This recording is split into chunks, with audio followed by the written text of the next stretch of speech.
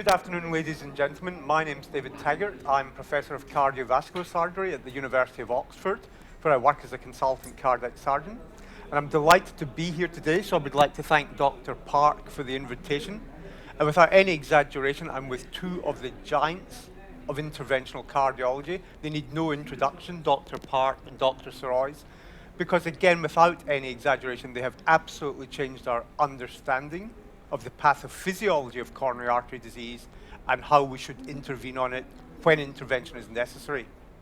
So I'm privileged to be the moderator of this session, and we have some slides that we're going to go through.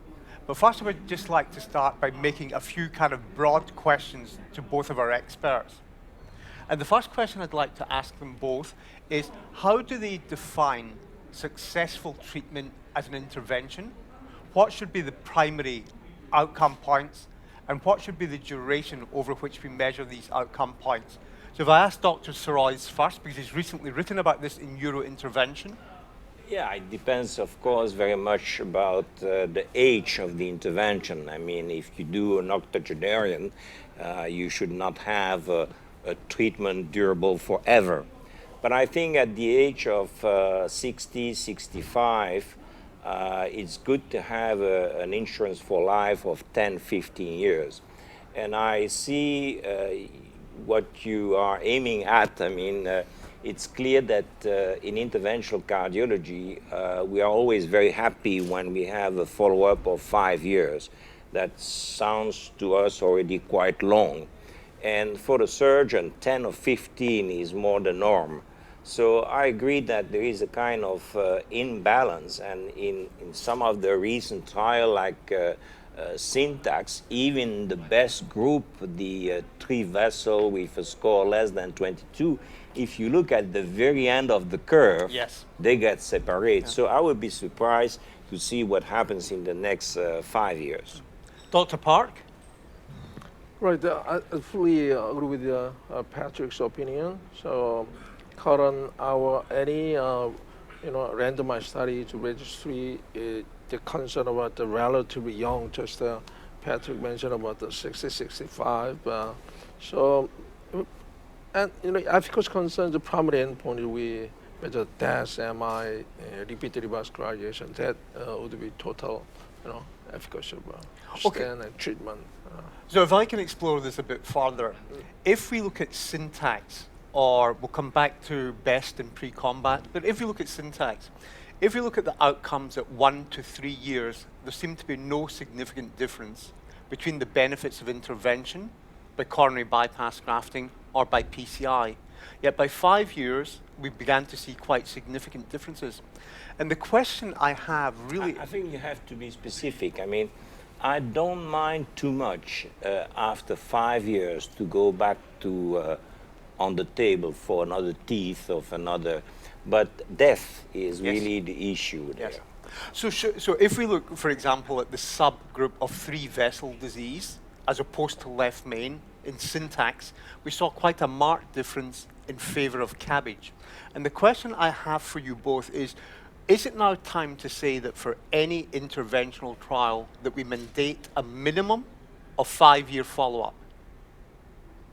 So for example, in the New England Journal of Medicine, along with Dr. Park's BEST trial, was a paper by Dr. Bangalore looking at the outcome of stents and CABG. And they followed patients to a mean of 2.9 years. They had no Syntax scores, so we don't know who these patients were. And it amazed me that the accompanying editorial by Bob Harrington didn't address any of these issues. I was but the question I think is it time for the interventional community, and I mean surgeons and cardiologists, now to say that to optimize what we're doing in terms of understanding, we should have a minimum follow-up of 5 years? If I may answer first, I would even go further. I think that when you are talking about mortality in cardiovascular, which is not neoplastic disease, I think it must be possible to do a follow-up of more than 5 years and even 10 years. If I see, for instance, Rotterdam is well known for that. Yes. They are still reporting their first bypass surgery of 1971. Yes. So it is possible. I don't say that it has to be a complete follow-up, but at least on something so essential as survival Yes. status, with all the technique that we have, with all the municipal registry that we have, we should be able to know the mortality after 5, 10, 15 years, certainly. I mean, for me as a surgeon, in an ideal world, I would say it should be 10 to 15 years, but one has to be practical as well because things change rapidly. But I do feel that not having follow-up to 5 years, if we didn't have that in syntax, we would have ended up with the wrong answer. And I think the Bangalore paper in the New England Journal of Medicine, the fact, as I've said, the mean follow-up was 2.9 years, and without any syntax scores, I think was bad that these issues weren't addressed. But is it time for the community to actually write a position paper and say there should be minimum follow-up of 5 years? Or is that too strong? It's not too strong, but I remember that discussion, and you were part of it, I think, in New York when there were the 3 items: death, stroke, MI, and revascularization. And I think that Greg Stone wanted to remove the revascularization. Yes, yes. But then we were negotiating a time which ended up as 3 years. But it was a negotiation. Yes. I think for me it is 5 or 10 years. And Dr. Park, your view? Right. So first of all, our published data, the best trial, actual mean follow years 4.6 years. Yes. Yes, exactly, almost 5 years data. Still, I don't believe too much. Even any randomized studies, actually, to be honest, is underpowered to document is very small difference with your deaths, MI. Yes. There's some trend over there. However, even after the 5 years, 10 years, still the number is not enough to document any, the difference concern. And so we've learned from the, some certain studies, randomized studies, we've learned from trend, basically, especially for the hard endpoint concern. And so I would say at least 5 years, and then just Patrick said there's more than that. Because I find it striking, you're one of the interventional cardiologists who has done this both in pre-combat and best. You have tried to follow patients up out to and beyond 5 years. But it's striking when you look at the cohort of patients with 3 vessel disease and syntax, and you look at the patients with diabetes in the FREEDOM trial, that at 5 years, the graphs, the survival curves, are very actively diverging, suggesting that even at 5 years, you may be underestimating the true benefit of one intervention against another. And I think this is something that really needs to be addressed seriously by our community if we're going to really talk about efficacy and effectiveness of interventions. To be publishing results at 1 or 2 years just is inadequate. Right. I think that one of the arguments, non-medical, against these very long follow-up is that, of course, that therapy is changing. Imagine that today we give the PCSK9 plus the statin systematically to our patient. You could have a regression of the disease in interaction with an acute revascularization. So it's every time we write a paper about the 5 years follow-up of ARTS, of syntax, there's always somebody who said this is an obsolete technology, it does not deserve to be published. Sure. So that's the contrary. But otherwise, I agree that it is something about mortality and it deserves a long-term follow-up. Well, thank you. I think we've discussed that issue very thoroughly. The second issue I'd like to come on to, and these are relevant to the trials for both left main and 3 vessel disease, and indeed what the guidelines tell us. The second issue I'd like to ask you about are, what are the key endpoints? So from the surgical point of view, I think everyone agrees it's death, stroke, MI, and the surgeons would argue that repeat revascularization is also important because the natural outcome of patients, or the natural history of patients undergoing repeat revascularization is not as good as that in patients who do not require re-intervention. What is your view on that? And I'll ask Dr. Park first this time. We've discussed, repeat interventions actually is a soft endpoint.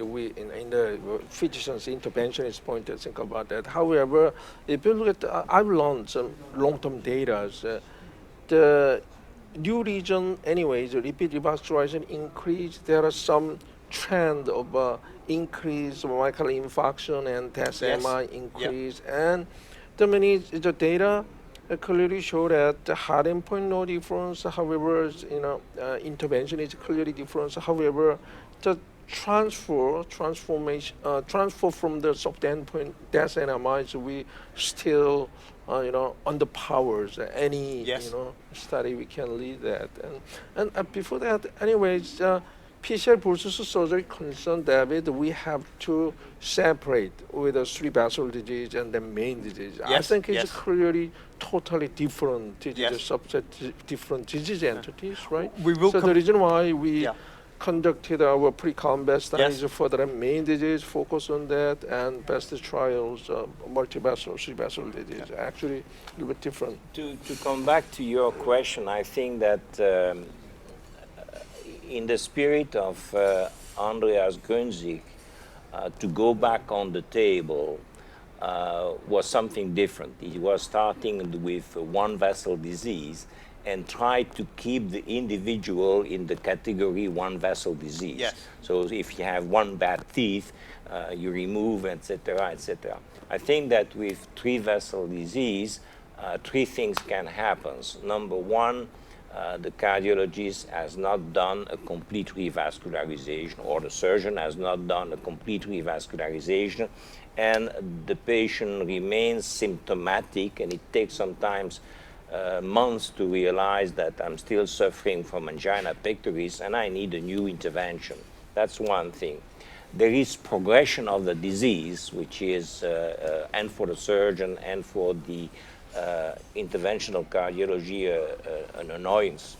But there is also what we start to see, which is somewhat worrying, is that all these metallic cage, because they disturb so much the physiology, the cyclic strain and the shear stress, and so you see these neo-atherosclerosis after 7-8 years, and that's specifically a deficiency of the device. It's like if you have a bioprosthesis and surgery, and after 15 years it starts to leak. So we have to struggle with these three problems.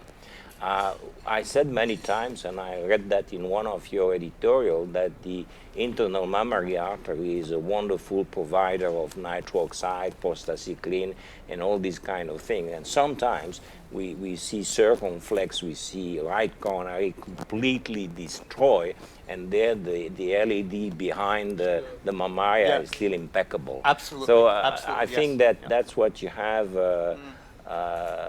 as asset. The other point that we have against us, and you see in syntax there are more myocardial infarction in the treated group, is that the whole region proximal to the bypass, which is a minefield for vulnerable plaque, we pay the price for that. Yeah. So let me take you on from that issue you've raised. So everyone would agree, important endpoints, death, MI, stroke. Some question about the relevance of repeat revascularization. Is there a way we could easily capture patients who have incomplete revascularization? Because your group have shown that if you have a residual syntax score above 8, these patients do less well than those who don't. Is there any easy way we could capture that? You know, the syntax score is something which is 10 years old now. Should be improved in the sense that they should be done automatic in a reproducible way, and I'm working on that with multi-slice CT scan. The question that you are raising is that could we discuss that at the time of the procedure? I mean, you end up with a procedure with residual syntax 8, okay. call SG Park to do the rest because I cannot do the rest, something like that.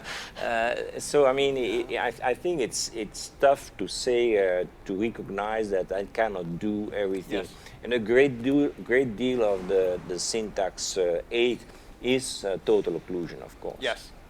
Total occlusion that finally you cannot do, and yeah, you take for granted that there is collateral, it's not perfect, and total occlusion is very important, is a factor of mortality. Absolutely, yes.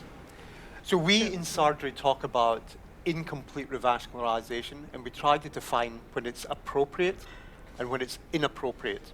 Yeah. So for example, if I see a patient with a small obtuse marginal that's diffusely diseased, I will not revascularize it if it is less than 1.5 millimeter, but I call this appropriate incomplete revascularization. On the other hand, in surgery, we would never leave a large occluded vessel. We would always do a bypass graft to that. Yeah. And that's, so to not revascularize that would be inappropriate. Sure. And these syntax score of 8 correspond, there is a paper on that, more or less of 10% of residual ischemia. And we know that these people does not have a good prognosis. So what I'd like to do now is move on a bit, and I'm going to ask Dr. Park, who's done some of, if not the most definitive trials of left main disease, to broadly explain why do we see a difference in outcomes between CABG and PCI for left main and for 3-vessel disease? If you look at our pre-combat long-term follow-up data, very interestingly, even including the ischemic-driven TBR, actually it will be some higher trend of primary endpoint. However, still not statistical difference with the bypass surgery. In an hard endpoint, death, MI, even the stroke, absolutely no difference. Is a number relatively small one. Only difference is ischemic-driven TBR related with the main disease, the main stented side itself. That is a little bit different one. Main disease is really totally, I think it's quite good target for angioplasty, PCI, rather than the surgery. And the reason why, if you look at the region, repeat revascularization mainly occurred in the stented side of the main disease, related one. However, multivessel disease is totally different. Just Patrick mentioned about, actually syntax study and our best study is almost the same message, right? I really expect is better outcomes rather than the syntax. That Texas is, very first generation of the stand. I used to have a rolling stand, and so I learned absolute number of MACE is clearly reduced, the stand dependent. However, still, still almost same message from the, the syntax study. The meaning is hard endpoint, actually not statistical difference. However, still some increased trend, group with the PCI. Main difference is, Patrick, is new region revascularization.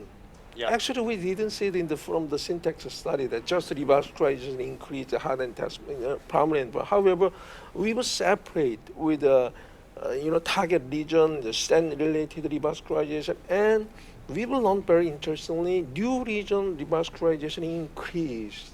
That may be related with the frequency of spontaneous myocardial infarction increased, with the multivessel disease. And so we separate just Bangalore's data. We separate with a complete revascularization and incomplete revascularization. Actually, even in the surgery group, almost 65% in a syntax, 70% our best trial is complete revascularization, not the complete one, right? And we want to separate complete and incomplete. Complete revascularization with the drug-eluting stent, actually we didn't find any difference. Right? It's very interesting findings we have. The meaning is, if the reason is feasible for angioplasty, it's a little bit more, feasible for the angioplasty, drug-eluting stent. If we do complete revascularization, actually the total outcome would be better than the current data. So personalizing.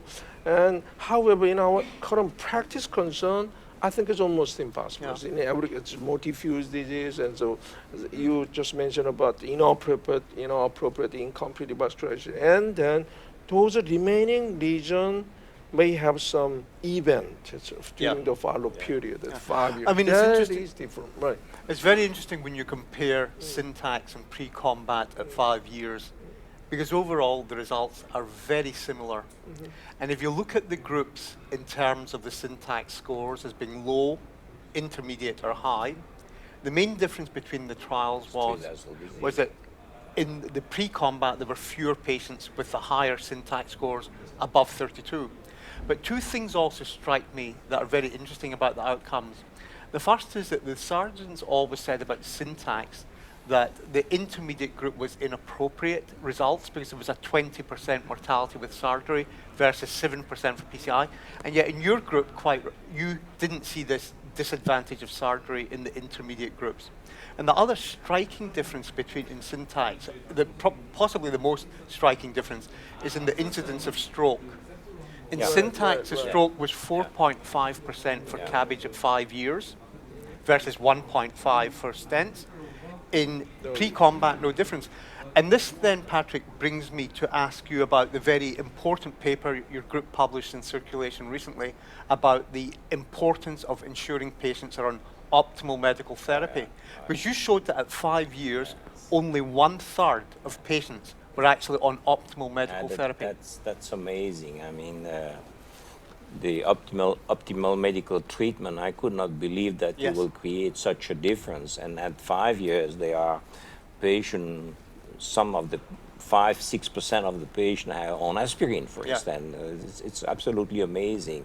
There is still the concept among the patient, but we are responsible for that once they have the revascularization, the disease is finished. Yes. No, it's just a transient solution, but the disease is still there. So the need for the pharmacological treatment should be intense. Yeah. I mean, I would go so far as to say it's almost unethical.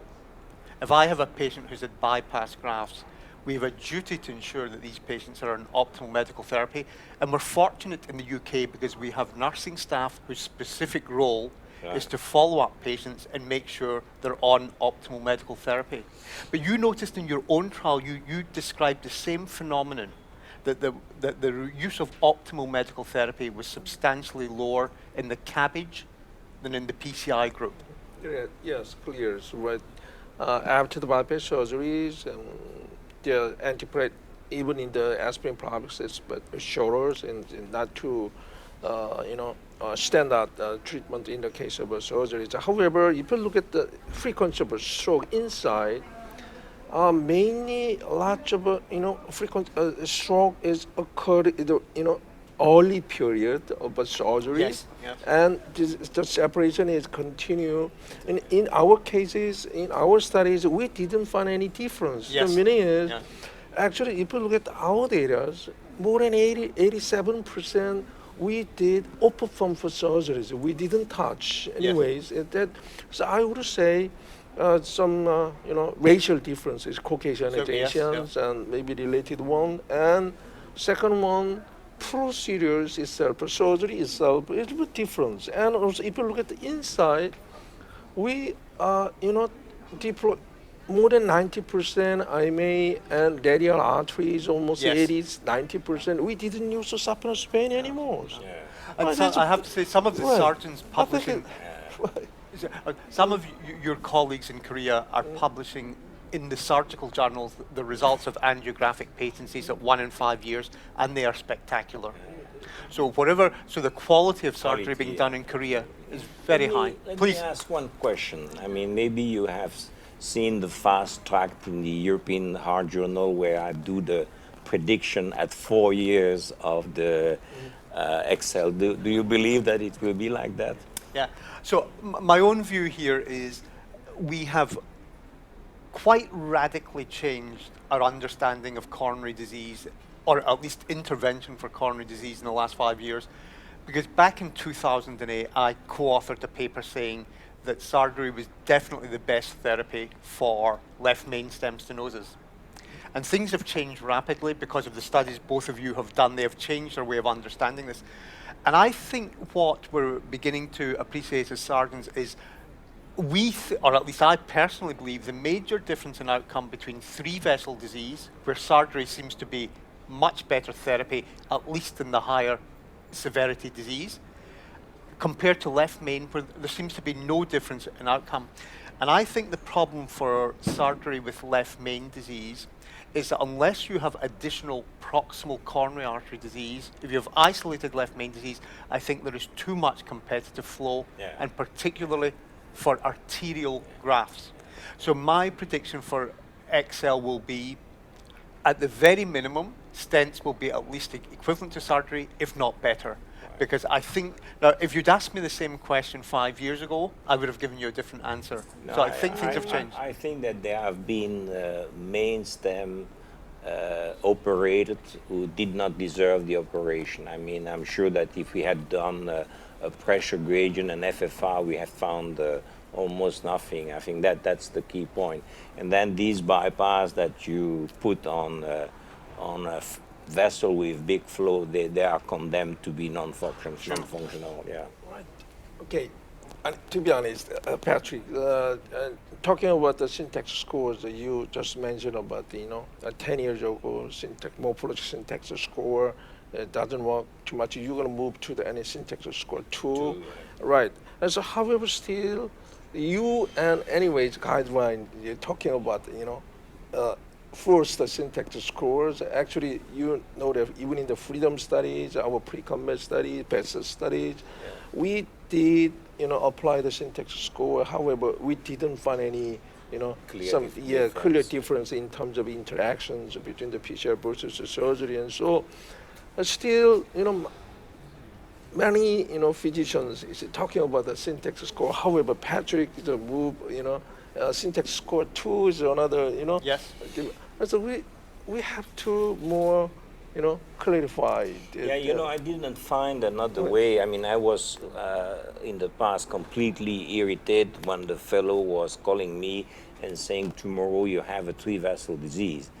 There is three-vessel disease and three-vessel disease. And I tried to find a very simple way to be able to fantasize staying in my office, and when somebody said, this is a syntax score 45, I know that I'm going to find something terrible. So that was the only trick that I found at that time to make. But you're right, I mean, the surgeons are immune for the syntax score. Only the cardiologist see some difference in the. But even even in your best trial, if you look at the cohorts according to syntax scores, the group where there was no difference, and this seems to be increasing through, were those with syntax scores below 23.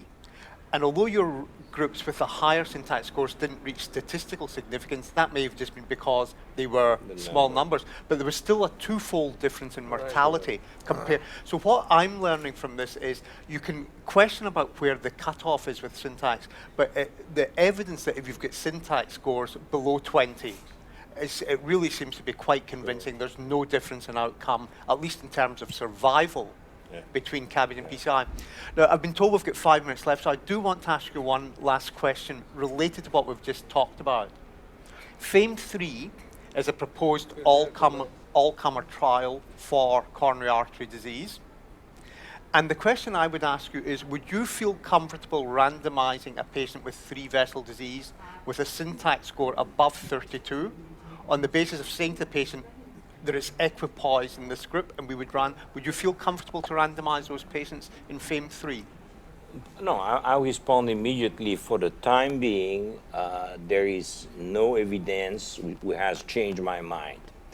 So the trial that we are doing is syntax 2, which is a registry, you're part of it, where we are just testing the combination of the comorbidity, the syntax score, and the functional, if we can have a better idea about what we are doing. But simply I have great difficulty to see a trial like FAME doing FFR in a patient who has a syntax score of 33. That seems to me impossible. Absolutely. Impossible. I mean, in terms of time, in terms of logistic, in terms. All right. I'm a FFR believer, right? As a big point of FFR believer concern, it's really totally different ones, right? Even in the top region, it's 80%, 85%, sometimes it's negative FFR.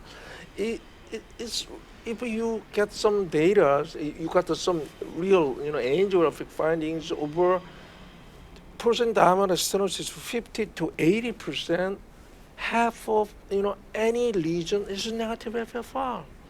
Yes. I think it's totally different Yeah. concept. The reason why I'm old, you're old anyway, Patrick. We got old concepts. Just stick to the angiographic findings. However, the yield is totally different yield. So personally, I believe that the reason why we made some data is FFR-T4 is safe and at low death NMI rate, even in the tighter stenosis and vulnerable plaque too. So we want to make a data. So very difficult to say. Just visually syntax score 32 is hard to decide. PCI. I think it's a totally different concept. But I have to say here, this is, I think, a cardiology smoke and mirror game, because we didn't know the FFR of patients in the syntax trial, and yet when we scored them according to severity of syntax scores without FFR, surgery did better. And there is evidence in the surgical literature, interestingly, from an enormous cohort of patients from New York, that even patients with two-vessel disease, if they had proximal LAD disease, still had much better survival at 5 years than those with undergoing PCI. So whatever way we look at it, we cannot reinterpret the original syntax trial by FFR today, because they don't add up. Syntax was purely visual estimation, and here surgery did better. Actually, syntax 2, I agree that. So Patrick, adding the comorbidity concerns, the clinical variables, it's clear. I believe, syntax score 2 have some predictive values in the future, even in the Excel, analysis is quite good. However, the first generation of syntax scores, you and many physicians still stick to, the 32, 33 syntax score. However, if you look at the functional, anyways, we concept, have the syntax score 3 already. Yeah, don't forget with the functional combined. But it's more difficult than I believe. I mean, so we use the multi-slice CT scan. We make the syntax anatomic automatic and reproducible. We had the component functional, which is the FFR from the CT scan, which is it's already a good indication. You can always, at the time of the procedure, control certain lesion with your pressure wire. That's the direction we are going. Right, there is more reasonable, right? I think so. Well, I regret to say, gentlemen, unfortunately, I've been told that it's time to wrap up. I would just like to say on a personal note, for me, it's a great privilege and honor to be here. Congratulations again on 20 years of TCTAP. And I have to say, it's been particularly useful for me because the questions I've asked you are very much directed to the things that I think about and where there are still areas of uncertainty in my mind. So I've been absolutely privileged to hear two of the giants of interventional cardiology giving me your perspective. Thank you very much indeed. Thank you very much. Thank you. Thank you.